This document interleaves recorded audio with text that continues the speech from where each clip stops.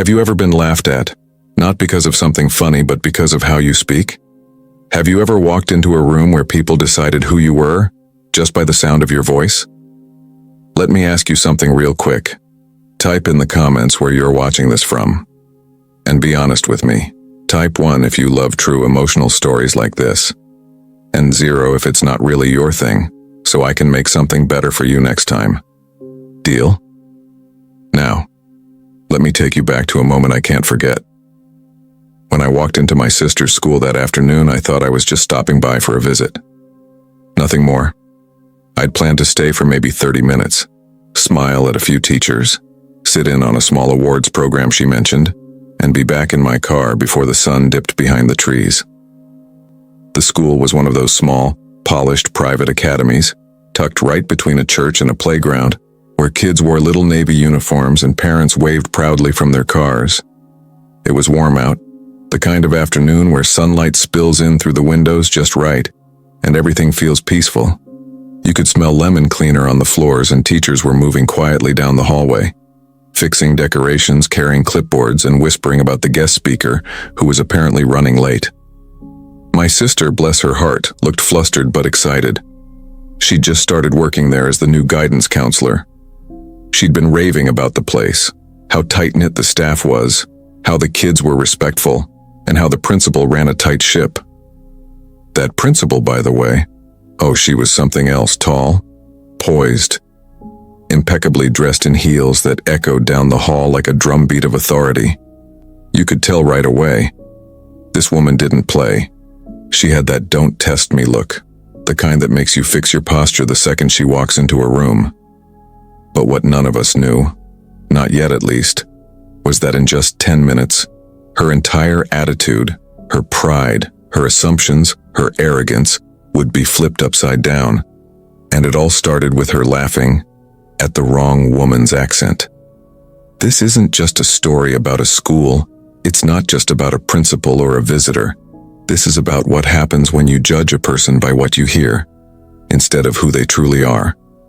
And the moment you find out you were dead wrong, stick with me till the end, because what happened next, I still think about it every time someone looks at a person and underestimates them. You're watching Mr. Alex Stories, and trust me, you won't forget this one. So there I was, just standing by the staff bulletin board, flipping through a small program for the awards event, when I heard a soft voice behind me say, "Excuse me, I think you dropped this." I turned around, and that's when I met Tess.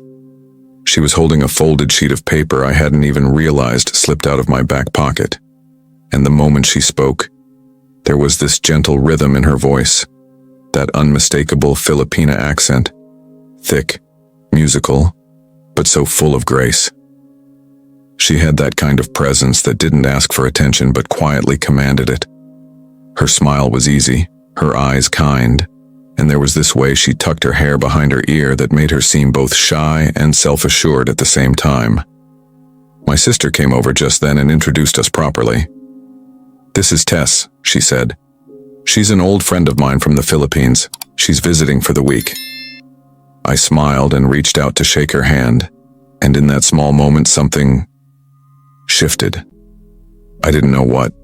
It wasn't romantic, it wasn't dramatic, but it was warm, familiar, like I'd met her in another lifetime. As the teachers bustled about and the hall filled with soft chatter, my sister offered to finish up some paperwork and told Tess to show me around instead. So we walked. Nothing grand, just a slow stroll down quiet school hallways while she pointed out things that didn't even belong to her. "This is the art room," she said, lightly touching the edge of a painted door. "The children here, they are so expressive. I like that." We laughed about the odd rules in American schools, talked about how she missed the noise of Manila's street vendors, and how everything here felt too quiet sometimes. She joked that Americans say, "You're good," even when something goes wrong, and how confusing it was when someone asked her, "What's up?" And she looked at the ceiling. Her laughter was soft, almost hesitant, like she didn't want to take up too much space. But I found myself leaning in more, wanting to hear every word. There was this moment, I remember it so clearly, We passed a little boy in tears outside a classroom. Before I could say anything, Tess was already kneeling beside him. No hesitation. She asked for his name, tied his loose shoelace with careful fingers, wiped his cheek with a tissue from her pocket, and said something in a whisper I couldn't quite hear, but whatever it was, it calmed him. He stood up smiling, gave her a tiny hug, and walked off. She didn't even pause, just stood, straightened her skirt, and smiled at me like it was nothing. Later, she noticed a lopsided sign that had started to peel off the wall. "Congratulations, star students." And before any teacher could fix it, she quietly adjusted it with both hands, smoothing the tape, straightening the edges, stepping back as if to admire it. No fuss, no need for credit. There was something about her. She didn't talk much about herself, but when she did, it was with purpose. She told me she worked in education back home, that she believed children deserved to be seen, not just taught. That respect should go both ways, student and teacher, adult and child. She said it with that same calm energy, that unwavering kindness that made her feel safe to be around. There was something so calm about her, I remember thinking. Like she didn't need to say much. Just being there made the room feel kinder. As we sat on a bench near the auditorium, just sipping from little cups of water and watching the kids practice their lines for the event, I caught myself smiling without even realizing it. There was a comfort in her presence, a softness I didn't know I'd been missing. Not love, not yet, but something grounding. Something that made the minutes feel softer, the noise quieter, the space between words feel like they mattered. And all the while, Tess just sat there, quietly watching the world with those thoughtful eyes, completely unaware that someone was starting to see her differently. It happened right after the kids had been ushered into the auditorium for their final rehearsal. Tess and I had just stepped into the hallway to give them space, standing by the trophy case, admiring a few old photos of student achievements. She was telling me about her niece back in Quezon City who'd just won a spelling bee, laughing softly as she tried to pronounce the word onomatopoeia with mock drama. I laughed with her until I heard the heels. Click, click, click. Mrs. Carter, the principal. She strode toward us with her usual sharp confidence, her tone clipped and performative like she was always talking for an audience. Her eyes flicked to Tess and back to me. Then she tilted her head in that way people do when they're pretending to be warm, but can't quite hide the condescension underneath. "Oh, hello there," she said slowly, enunciating each syllable like she was talking to a child. "You must be the visitor, yes? From the Philippines?" She smiled wide, eyes tight. Tess nodded politely. "Yes, ma'am. I'm Tess. Just here for the week." "Uh-huh," Mrs. Carter said, already turning away. "Well, welcome to America. Hopefully you're not too overwhelmed." Then she was gone, off toward a cluster of teachers by the faculty lounge where laughter soon followed. I didn't think much of it at first. Not until I overheard her again, her voice louder now, more animated. One of the teachers asked who Tess was, and Mrs. Carter, with a chuckle, waved her hand and said, "Oh, just a friend from overseas. Hello, I am Tess. Nice to meet you." She mocked the accent with exaggerated syllables, giggling like it was the best joke of the day. And that's when I saw Tess. She was still near the trophy case, frozen. Her back was to them, but her body stilled in that unmistakable way. That microsecond of silence. That moment when someone hears their own voice twisted into a caricature behind their back. She didn't flinch, didn't turn around, just stood there, quietly. When I walked back to her, she glanced at me and smiled, soft, small.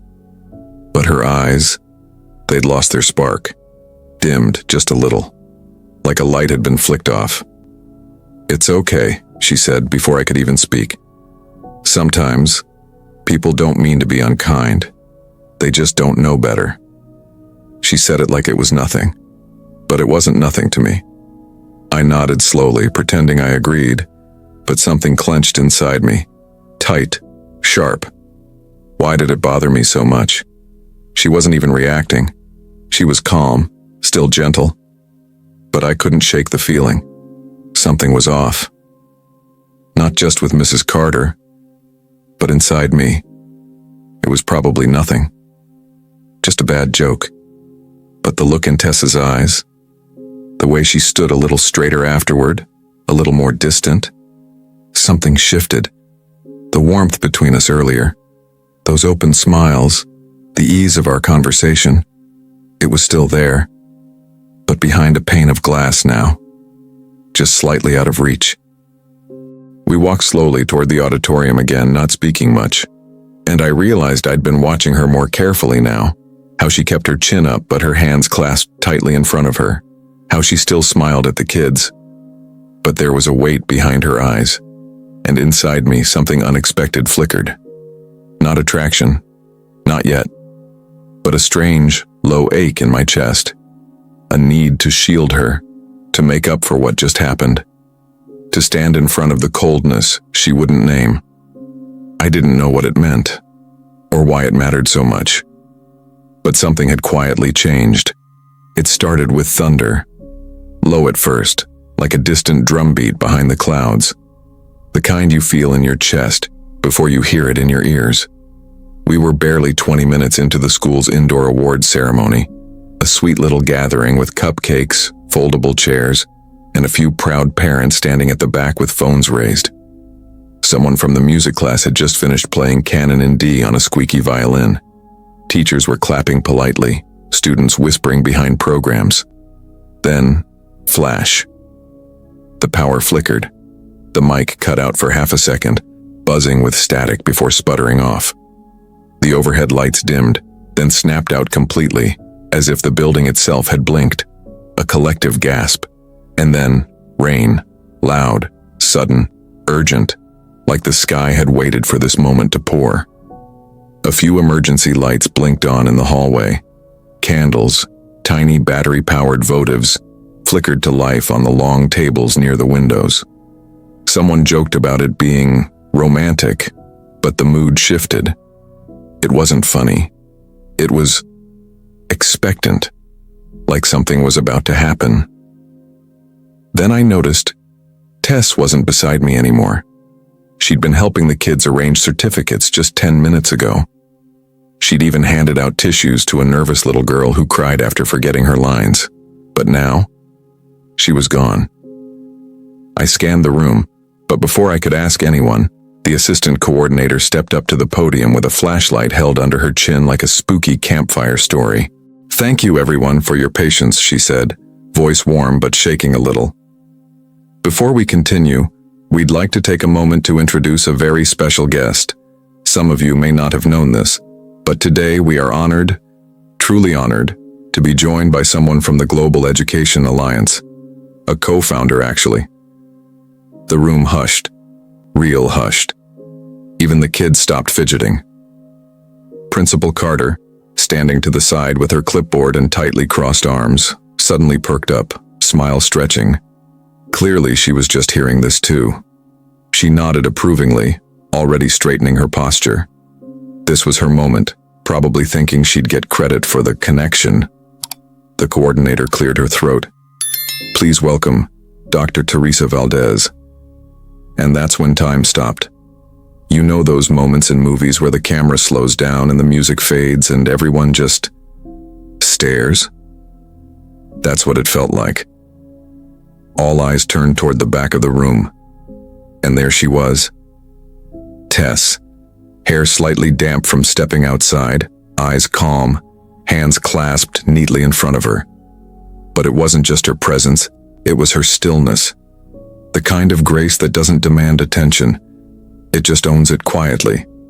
She stepped forward slowly, heels tapping softly against the tile, shoulders relaxed like she'd done this 1,000 times. Gasps echoed. Literal gasps. One teacher whispered, "Wait, that's her?" Another, "Dr. Valdez? Like that Valdez?" Mrs. Carter didn't move. Her mouth had parted slightly, lips twitching in a confused half-smile, like she was trying to clap but forgot how. I watched Tess, or should I say Dr. Valdez, step up to the podium and gently adjust the microphone. The glow from the emergency light touched her cheek just enough to make her look like something out of a painting. And she spoke, soft, clear, dignified.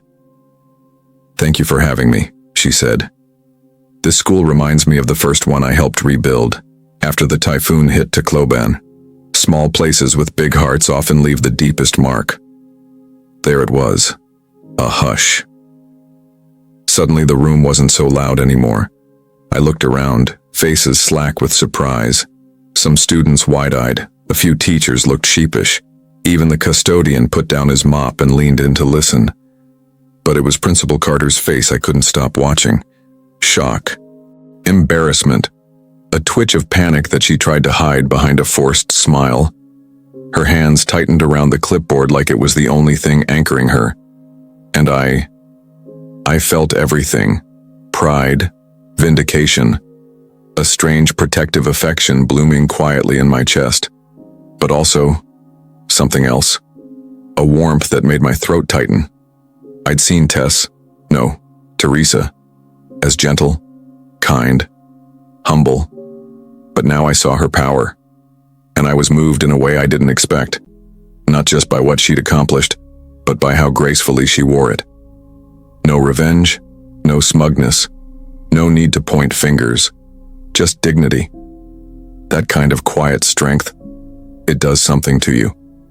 It unsettles. It stirs.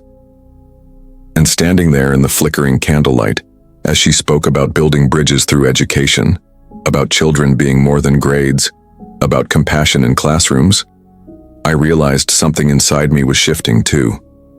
After the applause faded, after the last candle flickered through the silence of her final words, something changed.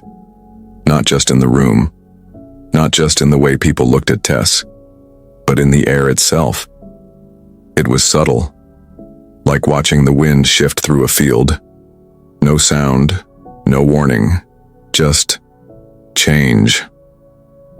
Mrs. Carter didn't clap at first. Her hands hovered like they didn't know what to do. She forced a tight smile, one of those plastic ones people wear when their pride's been bruised but they're still pretending they're fine. And for the first time that afternoon, she didn't look in control. She didn't even look comfortable. Tess stepped down from the podium and returned to her seat, nodding humbly to a group of curious teachers who now leaned in as if she were royalty. A few asked gentle questions, whispering compliments. One even blurted, "You speak so beautifully," like she suddenly realized the accent she'd quietly judged earlier was actually elegant. But Principal Carter? She looked everywhere, but at Tess. She busied herself collecting papers she hadn't dropped, pretended her pen didn't work, straightened chairs that were already straight, even pretended to be deep in conversation with a teacher about safety protocol during the blackout, though that teacher just nodded awkwardly, clearly more interested in the woman who'd just spoken with more poise than half the faculty combined. And I just stood there, watching it all unfold, watching power shift in real time. The woman who had mocked that gentle voice, who had turned Tess's accent into a punchline, now couldn't even meet her eyes. And somehow, I didn't feel triumphant. I thought I would. I thought there'd be some kind of satisfaction in watching karma unfold in a perfectly timed curtain pull. But instead, I felt something heavier. Something quieter. Maybe it was because Tess didn't gloat. She didn't so much as blink in Carter's direction. She wasn't cold, but she wasn't warm anymore either. She was composed. Polite, yes. Cordial.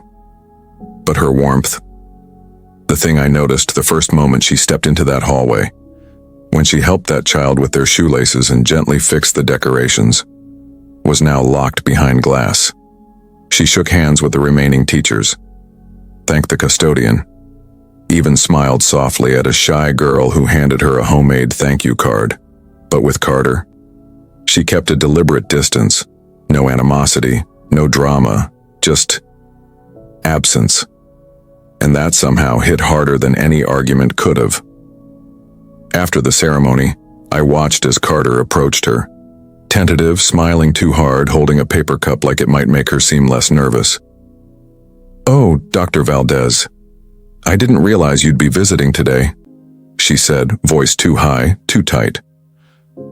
I would have prepared something more formal." Tess just smiled, a small, unreadable smile. "Informal is perfect," she replied. "The work matters more than the welcome." There was grace in her tone, but it didn't invite closeness. It wasn't the Tess I'd laughed with earlier. The Tess who gently teased me about mispronouncing a Filipino dish, who lit up when we talked about our mothers and growing up near oceans. This version of her, this Dr. Valdez, was someone different, someone distant, like the space between us had stretched quietly, and I couldn't cross it even if I wanted to. Carter stumbled over her next sentence, offered coffee, asked if she'd be open to, perhaps rescheduling the meeting she'd planned to cancel earlier. She even gestured toward the faculty lounge like it had just magically become interesting. Tess nodded politely, glanced at her watch and said she had a prior commitment. No excuses, no lies, just the truth. And Carter just stood there, nodding too much, laughing too loud, her pride folding into itself like paper in the rain. I should have felt satisfaction, but all I felt was something else. I don't even know what to call it. Protective, admiring, guilty. All I know is I couldn't stop thinking about Tess. Not just what she'd said, but how she'd said it, with that calm, unwavering tone. Like she wasn't trying to prove anything, like she didn't need to be seen to know who she was. And that is what haunted me. Because all day I'd seen her through one lens. Now I was seeing her through another. And I didn't know where to put those feelings. I found myself avoiding her too, just a little. I told myself I was tired, that I needed air, that the hallway felt stuffy. But really, I was scared. Scared of how I suddenly felt around her. Scared of the weight of her presence. Scared of what I might say if I was alone with her again. I wasn't even sure when it started, this something between us. But I knew then, it wasn't going away. The evening felt different. Like the world outside had slowed down, as if even the rain couldn't keep up with the heaviness between us. Tess and I were sitting across from each other at the dinner table, the warm glow of the kitchen lights casting long shadows. My sister had stepped out to handle something, leaving us alone in that quiet space, just the two of us, with our plates untouched, a silence hanging between us. The storm outside continued to rumble in the distance, but it felt like it was miles away. Inside, the air was thick, not with tension, but with something else. Something that wasn't yet spoken, but was growing, like an uninvited guest. Tess picked at her food, her fingers tracing the edge of her fork. She wasn't eating, not really. She was just there. I could tell she was trying to gather her thoughts, to say something she had held inside for a long time. She finally looked up, her eyes soft but heavy. And then, in the most delicate way, she spoke. "People always think I'm small." Her voice was calm, but I could hear the weight behind the words. Until they read my name on a plaque. I could see the shift in her, like the words were as much for her as they were for me. Like she was letting a little piece of herself breathe outside of the walls she'd built, the ones she'd spent years constructing, brick by brick, just to be seen as more than what people assumed. She didn't need to say anything more. I could hear the years of struggle, the quiet fight to be taken seriously, to be seen beyond her accent, beyond her name, beyond whatever judgment people threw her way. "I've worked for years to be taken seriously," she continued, voice barely above a whisper. "But sometimes, it still stings, even now." And in that moment, something inside me cracked wide open. I didn't know what to say at first. How could I? How could I possibly express the flood of emotions crashing through me? Because it wasn't just the fact that I had watched the principal mock her, that was just one piece of the puzzle. It was what I hadn't done, what I hadn't said when it happened. I felt my pulse quicken, my chest tightening. I was angry, not just at Carter, but at myself. Why didn't I step in? Why hadn't I said anything when Tess was being treated like some joke? When her accent, something that was so much a part of her, was made into something to laugh at? I opened my mouth to speak, but no words came out. I felt a lump form in my throat, and I fought it back. I didn't want to admit how bad it had made me feel, but I had to. I felt angry, I said, my voice hoarse, more broken than I intended. Like I needed to defend you, but I also felt ashamed. I didn't say anything when it happened. The words landed between us, the confession hanging like smoke in the air. Her eyes flickered to mine, quietly, almost searching, and I could see it. She wasn't angry with me. She wasn't blaming me. She was just tired. Tired of fighting battles no one else saw. Tired of carrying this invisible weight alone. The room was still now. The only sound was the rain tapping softly against the window, and it was like everything outside had just faded away. All that was left was this small space between us, and the weight of the silence we shared. We didn't need to speak. Not really. Her eyes said everything I needed to hear. I think deep down, I already knew what she was feeling. I saw it in her expression before she said a word. She had carried that burden for so long, and now, here I was, realizing I had been a part of the silence. I had stood there and done nothing when I should have been the first to defend her. Tess let out a breath, like she was releasing something she had been holding in for too long. It wasn't a sigh of relief. It was just a release. And then, she did something that surprised me. She smiled softly, not because she was happy or at peace, but because she was accepting. "It's okay," she said quietly, as if trying to convince both of us. "It's just how things are sometimes." I didn't know how to respond to that. How do you respond when someone says it's okay, but you know it's not? You know it's never really okay. I could feel the heaviness between us, but there was something else too. A shift. A quiet acknowledgement that maybe we were both waiting for something more to happen. For something to break through this invisible wall we had been standing behind. And in that moment, I realized I wasn't just feeling sorry for her. I wasn't just angry at the injustice she had faced. I was feeling something much deeper. Maybe it was guilt. Maybe it was empathy. Maybe it was something more. Something I couldn't quite define. But whatever it was, it lingered in the air between us, thick and undeniable. And when Tess stood up from the table, I didn't stop her. I wanted to say something more. I wanted to make things right. But the truth was, I didn't know how. I could see it in her face. She was moving on. She was letting go of whatever expectations had been left between us. She was already stepping back into the space where she didn't need my approval, or anyone's. But I wasn't ready to let go, not yet. The morning came too soon. Tess had packed her things quietly.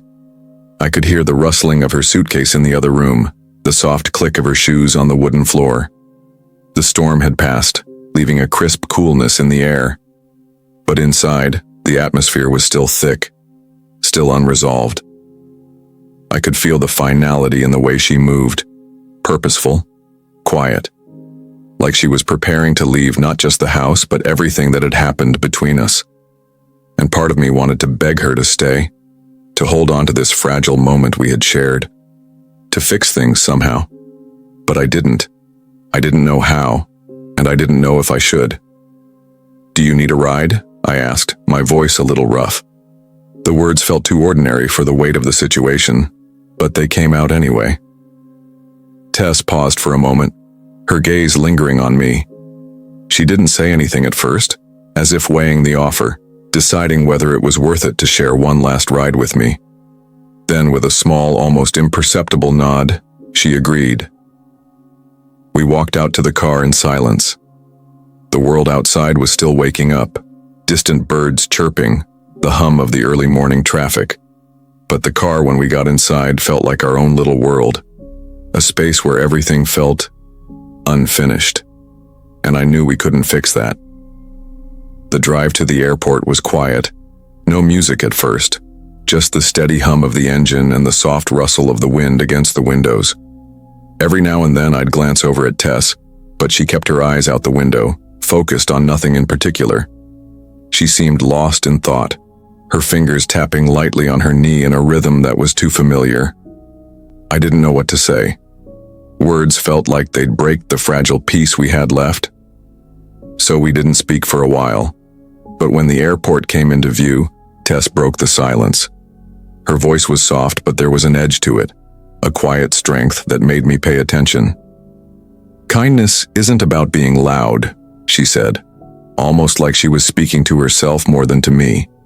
"Sometimes it's about knowing when to be quiet and when to walk away." The words hung in the air like a heavy fog. I wanted to say something, anything, to make it feel like this wasn't the end, but I didn't. She smiled softly, a small, bittersweet curve of her lips, and that was it. She opened the door before I could respond, stepping out of the car with the same graceful, measured steps that had always defined her. And just like that, she was gone. I watched her disappear into the terminal crowd, feeling the weight of everything I hadn't said, everything I should have said, and as the airport doors closed behind her, I felt a part of me leave with her, something unspoken, something that had been left unfinished. I drove back to the school in a daze. The world seemed a little quieter now, a little emptier. I knew things wouldn't be the same when I returned, not just for me, but for everyone. When I walked into the school later that week, something was off. The atmosphere was different. The halls, usually filled with the buzz of teachers preparing for classes, were strangely muted. I didn't hear the usual laughter, the idle chatter.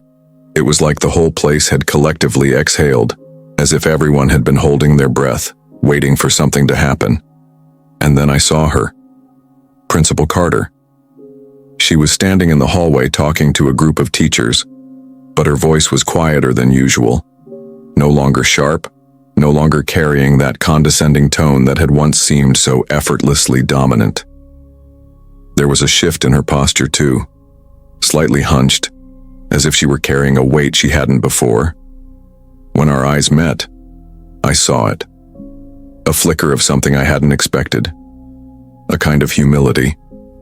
A softening of the edges that had once made her seem untouchable, like she was always in control. She looked different. Humbled, even. I walked past her, not bothering to stop. The change was so subtle, but it was there. And for the first time, I realized something. Not everything needed a confrontation. Not every injustice needed to be called out immediately. Sometimes the universe had a way of writing things on its own. And sometimes, silence spoke louder than words ever could.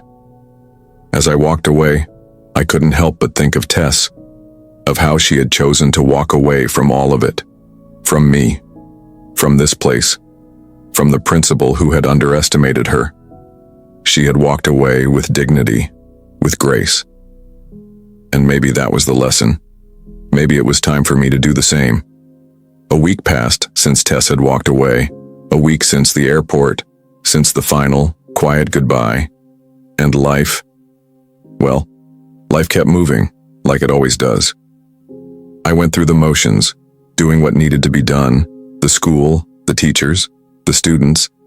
It all continued, the routines resuming, just like the world outside continued to spin, indifferent to what had happened in that small, quiet corner of my life. But then, one afternoon, an envelope appeared on my desk. I almost didn't notice it at first. It was tucked under a pile of papers. Nothing special about it at all. No return address, just my name written in delicate handwriting. And when I turned it over, there it was. No stamp, just the faint scent of the rain from the day we said goodbye. My hands were trembling as I slid the paper out, unfolding it carefully as though the words inside might shatter if I weren't gentle enough. The letter was short, but each word felt heavy with meaning. "Thank you for seeing me when it mattered." I could feel the weight of those words settle in my chest. Tess had always been a woman of few words, but when she chose them, they always seemed to hit harder than anything loud or brash. She didn't need to explain herself. She never had to.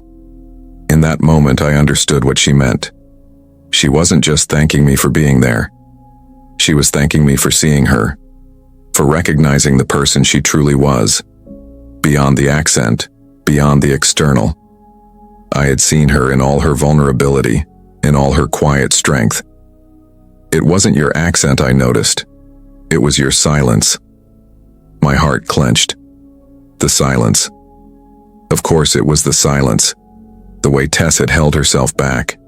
The way she had never let her emotions spill over, even when it would have been so easy to.